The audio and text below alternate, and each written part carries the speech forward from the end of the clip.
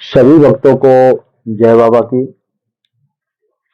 एक बार फिर मैं आप सभी भक्तों के समक्ष उपस्थित हुआ हूं भक्ति सागर पंचद्वार बराड़ा धाम चैनल के माध्यम से। देखो, बहुत बड़ी बात आज मैं करने जा रहा हूं कि इंसान की सोच क्या होनी चाहिए और आज के समय में किस प्रकार की लोगों की सोच है। जब तक हम अपने सोच को नहीं बदलेंगे तब तक हम अपने आप को कैसे बदल सकते हैं।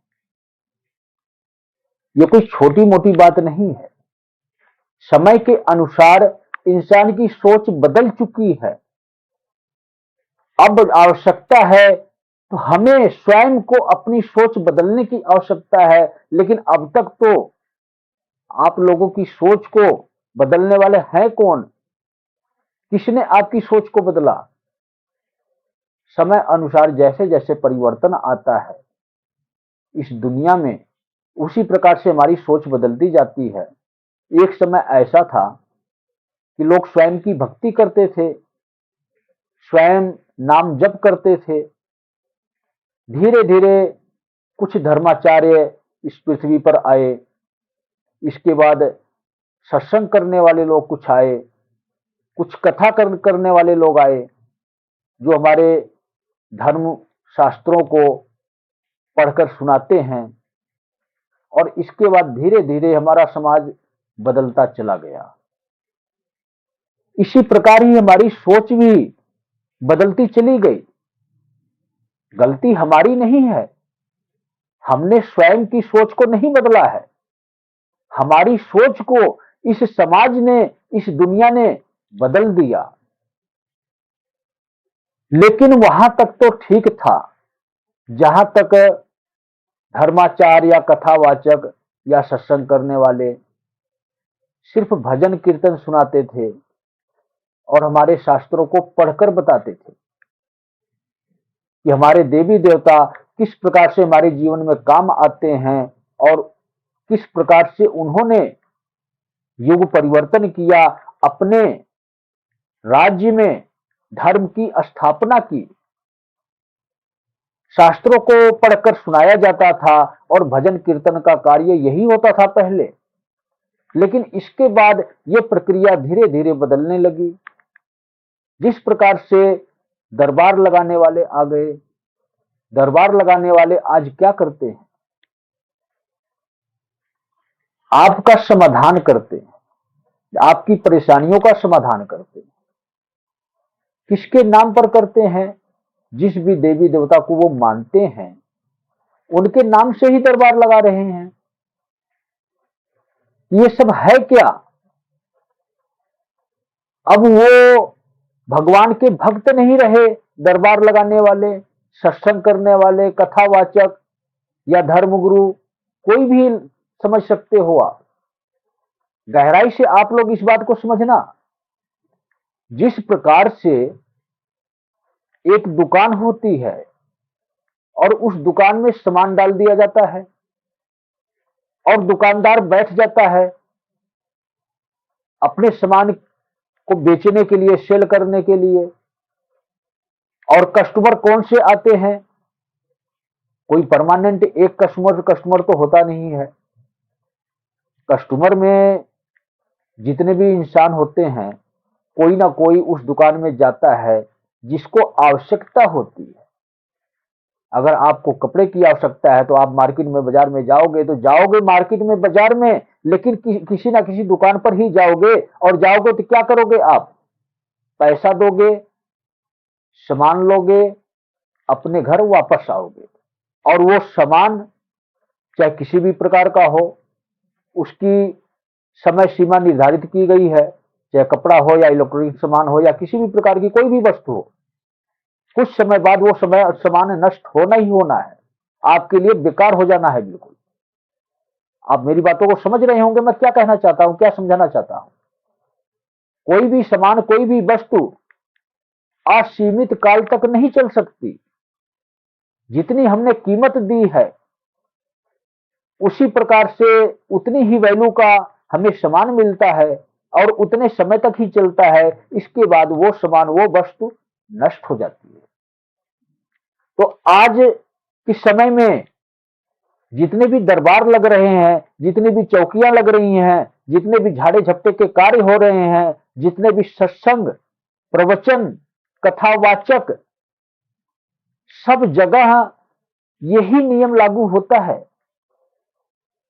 क्या आप लोगों की नजर में कोई ऐसा व्यक्ति है जो दरबार लगाता हो, जो सत्संग करता हो, जो कथा करता हो, जो प्रवचन सुनाता हो, निर्धन हो, जिसके पास पैसा ना हो,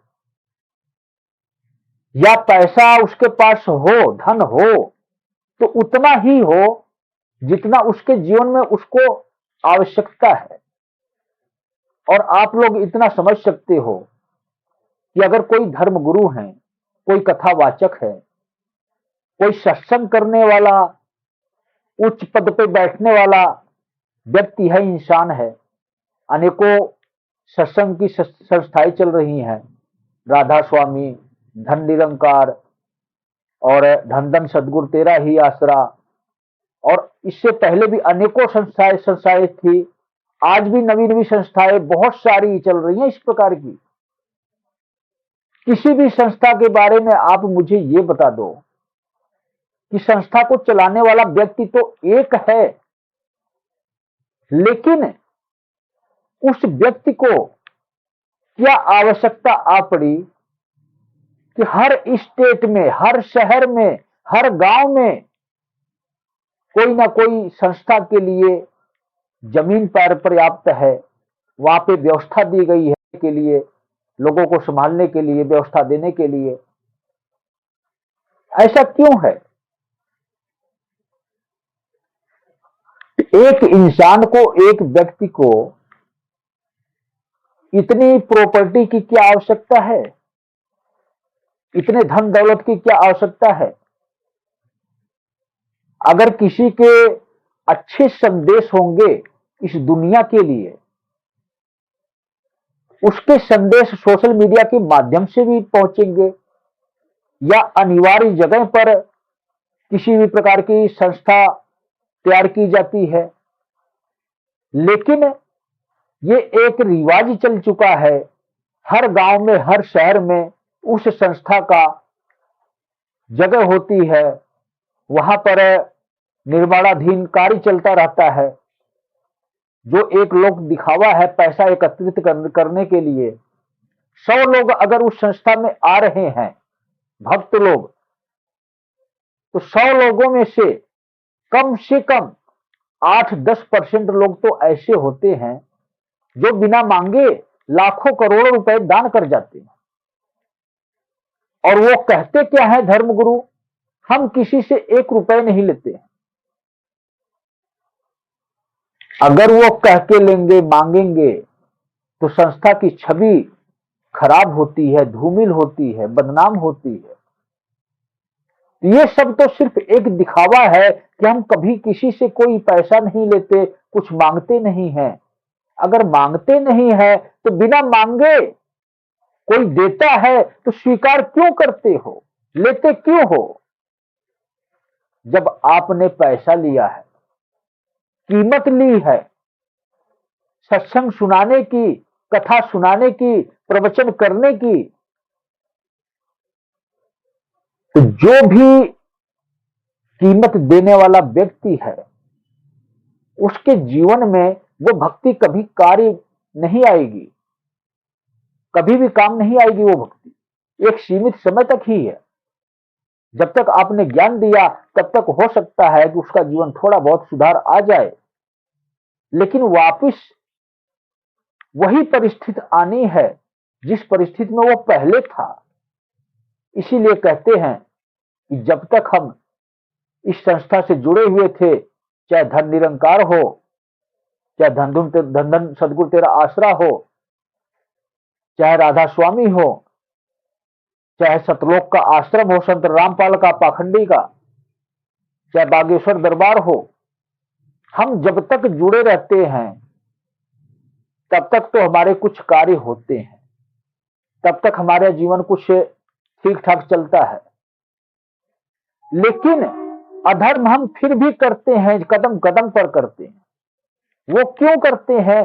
क्योंकि उस संस्था में हमें कभी ये नहीं सिखाया जाता है कि स्वयं की भक्ति ही महान होती है, जो हमारे स्वयं के घर में रहकर की जाती है। हमें किसी भी संस्था से जुड़ने की आवश्यकता नहीं है, किसी भी दरबार में जाने की आवश्यकता नहीं। हमें आवश्यकता है तो भगवान के दरबार में जाने की आवश्यकता है। और भगवान का दरबार कहाँ है? आज एड्रेस लिख लो। मैं आप लोगों को बताता हूं कि भगवान का असली दरबार कहां मिलेगा आपको। भगवान का दरबार सिर्फ मंदिर होता है। किसी व्यक्ति के पास भगवान का दरबार नहीं मिलेगा, व्यक्ति के पास भगवान की दुकान मिलेगी, जहां पर भगवान बेचे जाते हैं, जहां पर कीमत ली जाती है। जितनी भी संस्थाएं इस दुनिया में चल रही हैं,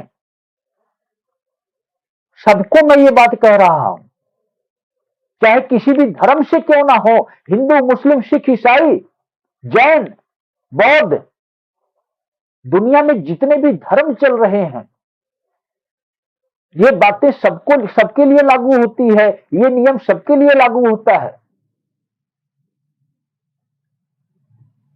भगवान का दरबार अपने जीवन में याद रखो। आम इंसानों, आम प्राणियों, आम मैं इसलिए बोल रहा हूं, साधारण इसलिए बोल रहा हूं कि दिव्य थे आप लोग, जितने भी इंसान थे, जब स्वयं की भक्ति करते थे। और इस कलयुग में कोई भी इंसान स्वयं की भक्ति करने वाला नहीं है। जो स्वयं की भक्ति करता है वो मेरी बातों को समझ रहा होगा, उस व्यक्ति को मेरी बातें बुरी भी नहीं लगेगी, कड़वी भी नहीं लगेगी। जो अधर्म के मार्ग पर चलने वाले हैं, जो भगवान की दुकान में जाते हैं, भगवान को खरीदने के लिए पैसा देकर, वही लोग आम इंसान हैं।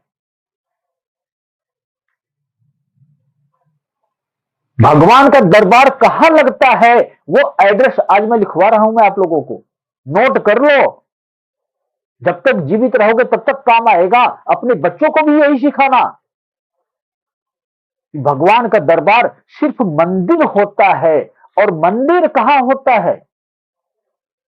हमारे मन के अंदर भी वो मंदिर है, जहां भगवान का दरबार लगता है, जहां पर हमारा इंसाफ होता है। और दूसरा मंदिर कहां है?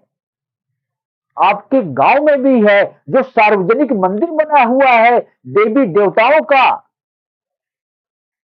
वो भी भगवान का दरबार है। वहां पर भी आपकी मनोकामनाएं पूर्ण होगी, आपकी इच्छाएं पूर्ण होंगी। वहां पर भी आपके साथ इंसाफ होगा, क्योंकि उस गांव में जो भगवान का मंदिर बना होता है, जो सार्वजनिक होता है, जो लोगों के सहयोग के द्वारा बनाया जाता है, वहां पर भगवान समय समय पर आते हैं हमारी मनोकामनाएं पूर्ण करने के लिए। लेकिन कब होगी पूर्ण मनोकामनाएं? जब आप स्वयं की भक्ति करोगे। अगर आप स्वयं की भक्ति नहीं करते हो, आप भगवान की दुकान में जाते हो, मुझसे ले लो कि आपके लिए वो मंदिर नहीं है, सिर्फ सिर्फ एक मंदिर स्वरूप में एक दृश्य है। वहां पर आपको भगवान नहीं मिलेंगे, वहां पर आपको इंसाफ नहीं मिलेगा। और तीसरा मंदिर कहां होता है? तीसरा भगवान का दरबार कहां होता है? यह भी आप नोट कर लो। भगवान का तीसरा दरबार जो होता है, वो स्वयं में अद्भुत शक्तियों वाला शक्तिपीठ हम जिसको कहते हैं, वो शक्तिपीठ जो स्वयं समय अनुसार वो शक्तियां इस पृथ्वी पर अवतरित हुई और अपने मूल रूप को त्याग कर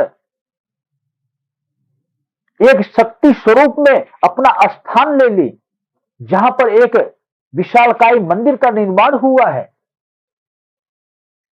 चाहे प्राकृतिक आपदा ही क्यों ना आए, वो मंदिर कभी ध्वस्त नहीं होता है। कितनी बार आप लोगों ने दुर्घटनाएं देखी होंगी। केदारनाथ में कितनी कैसी दुर्घटनाएं हुई थी, लेकिन सब कुछ वहां ध्वस्त हो गया, मंदिर वहीं की वहीं पड़ा है।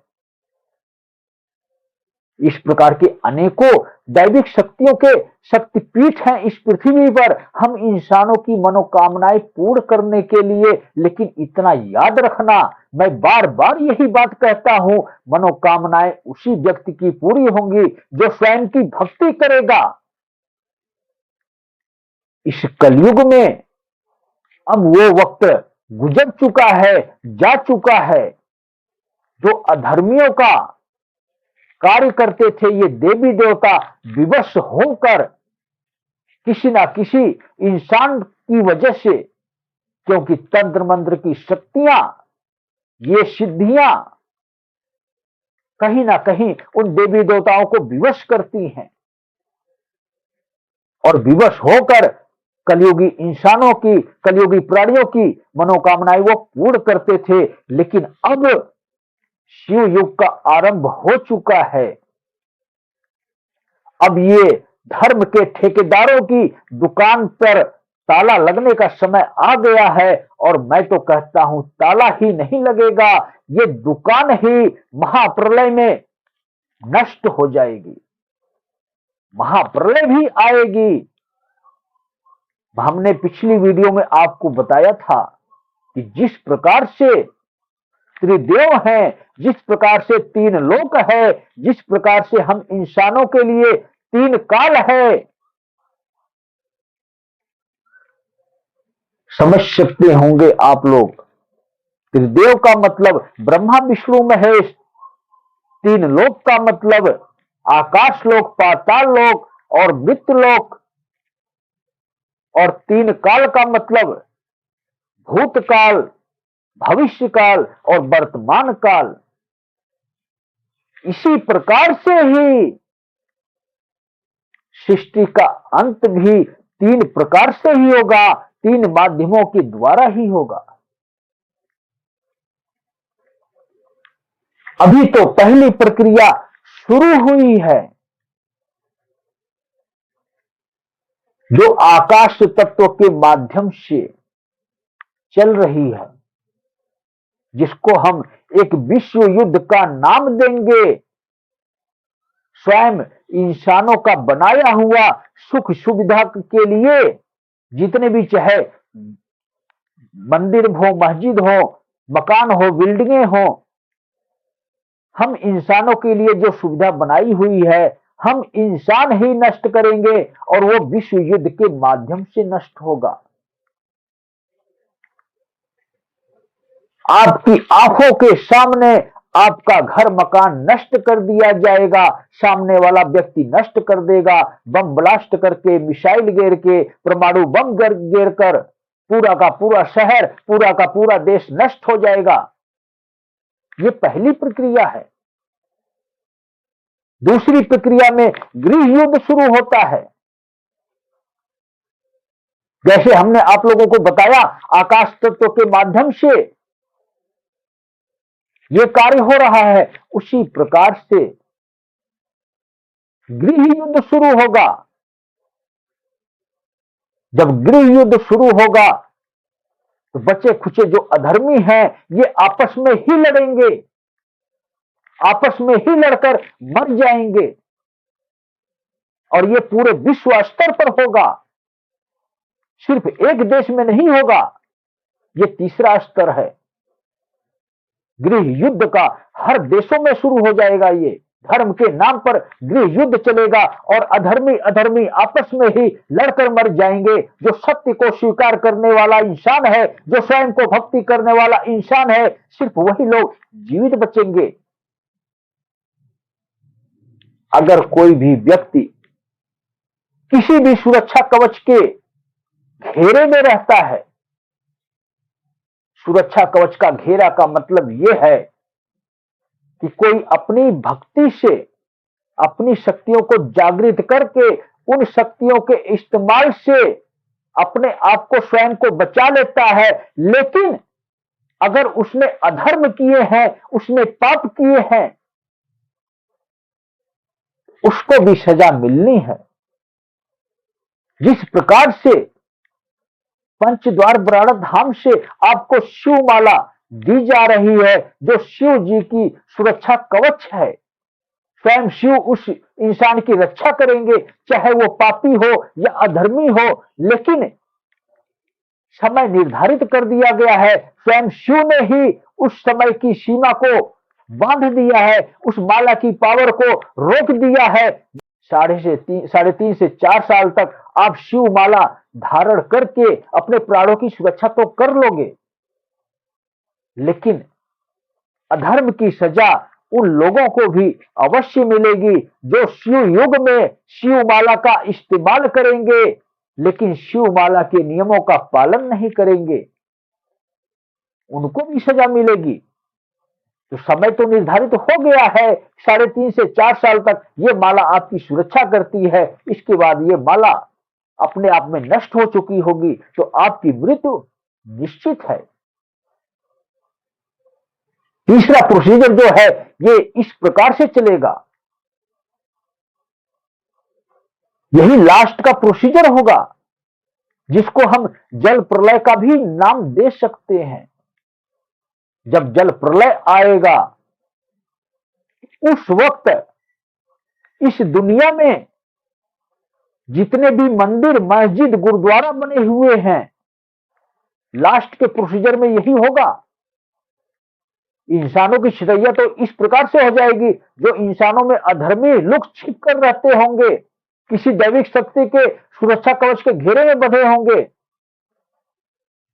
उनका तो आखिरी प्रोसीजर में स्वयं शिवगढ़ एक एक इंसान को ढूंढ ढूंढ कर निकालेंगे। जितने भी अधर्मी होंगे उनको नष्ट करने के बाद सबसे लास्ट जो नियम शुरू होगा वो जल प्रलय का शुरू होगा। और ये जल प्रलय आज आप लोग ये समय सुन लो, कब शुरू होगा? 2028 से 29 के बीच में शुरू होगा। 2028 और 29 के बीच में महाप्रलय आने वाली है, जिसको कोई रोक नहीं सकता। और इस महाप्रलय में उस प्रकार के मंदिर, मस्जिद, गुरुद्वारा सब नष्ट हो चुके होंगे। जिस मंदिर, मस्जिद, गुरुद्वारा को दैविक शक्तियां त्याग कर चुकी होंगी, सिर्फ वही मंदिर बचेंगे शेष, जो अपने आप में दिव्य होंगे। लगभग आपको अंदाजा मैं आपको बता देता हूं, 5 या 7 ही मंदिर शेष बचेंगे उस वक्त,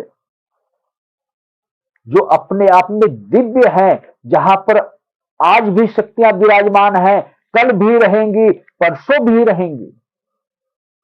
वहां से शक्तियां कभी कहीं नहीं जाएंगी। तिरुपति बालाजी मंदिर अपने आप में बहुत ही दिव्य है, लेकिन वहां पर भी बहुत ही ज्यादा मात्रा में अधर्म का कार्य चल रहा है।